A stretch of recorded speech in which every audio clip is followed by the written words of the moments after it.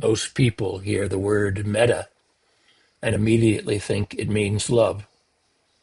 But that may not be the best translation, because love as we usually experience it is tangled up with attachment, preference, fear, and possession.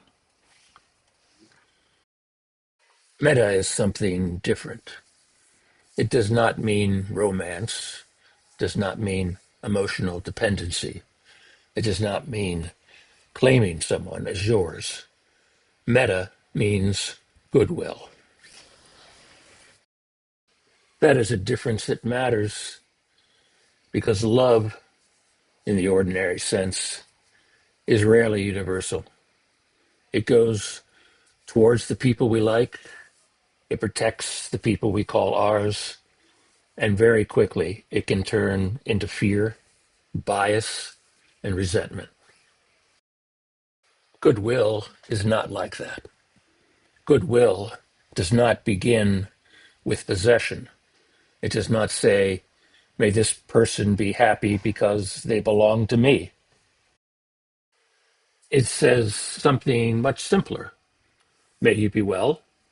May you find true happiness. May you move toward what is skillful. That is the real spirit of metta.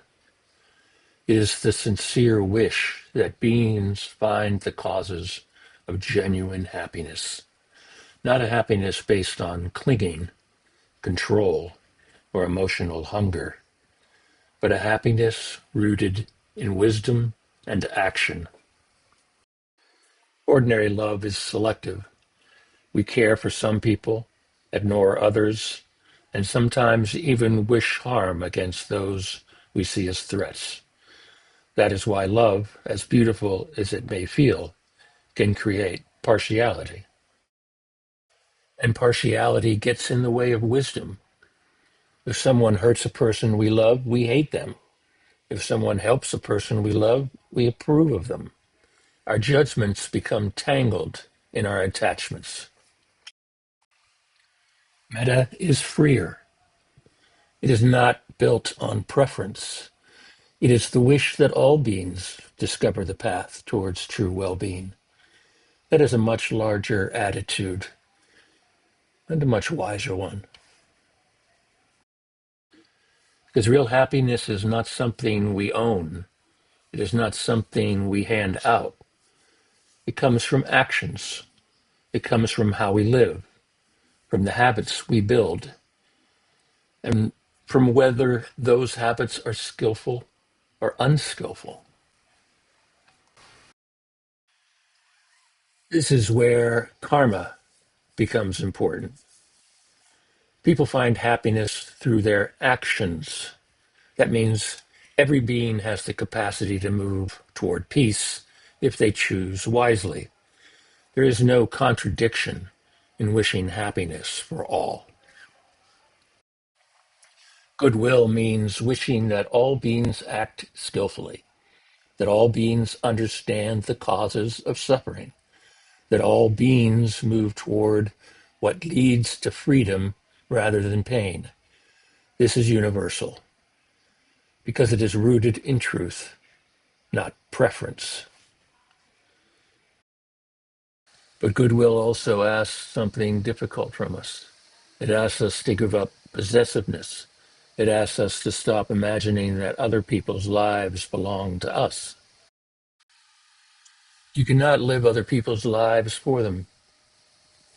You cannot force another person to be wise. You cannot make someone choose what is skillful. You can care, you can help, but you cannot control. You can encourage, you can teach, you can support, you can try to point others towards what is wholesome and freeing, but in the end, the choice is theirs. That means goodwill has to live in an imperfect world, a world where people often do harmful things, a world where good fortune is misused, a world where injustice survives, and where not everything can be fixed by force. This is why goodwill has to be joined with equanimity. Without equanimity, our caring collapses under the weight of the world. We want people to be happy, and yet we watch them make choices that lead in the opposite direction. We have to learn how to care without being destroyed by what we cannot control. And beyond human behavior, there are the facts that no one escapes.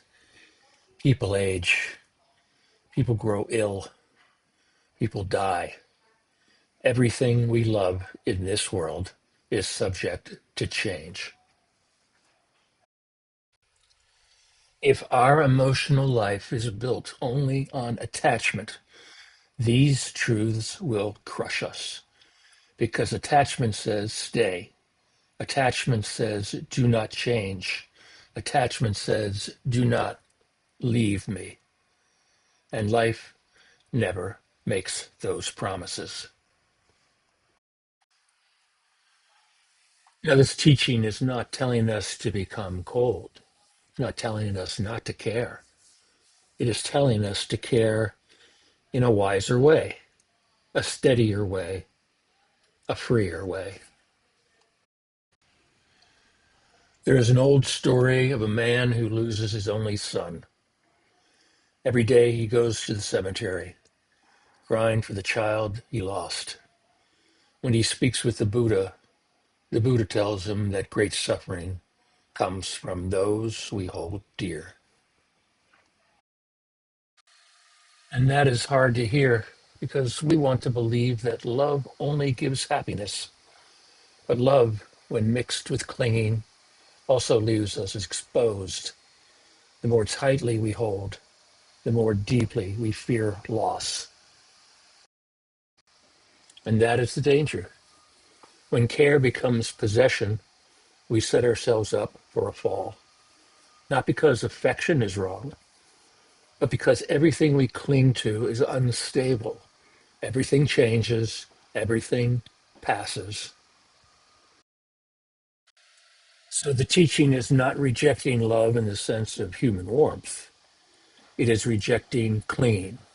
It is pointing us towards a form of care that does not imprison us. Care with goodwill, care with wisdom, care with space.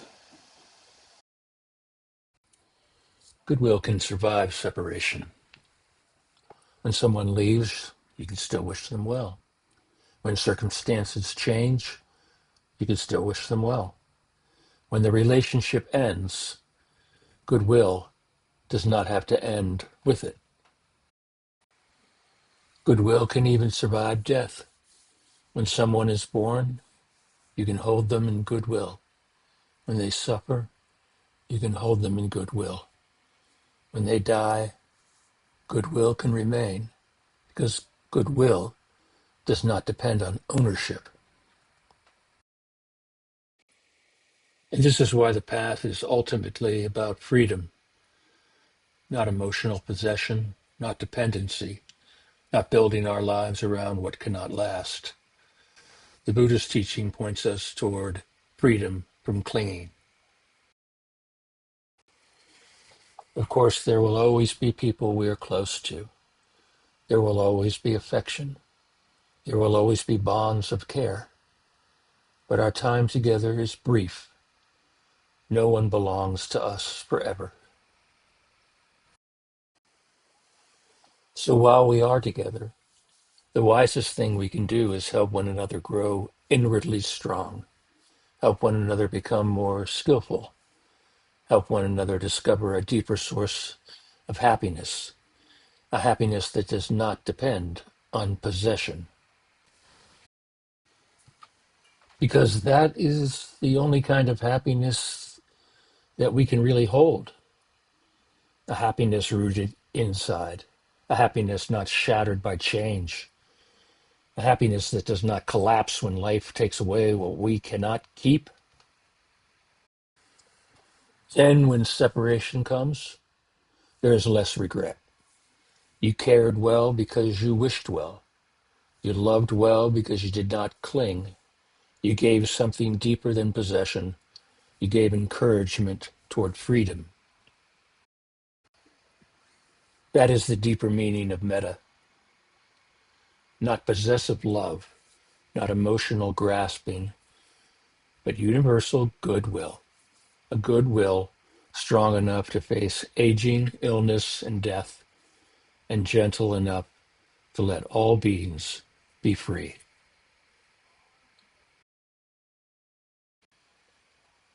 If you enjoy these teachings of the Buddha, please like and subscribe.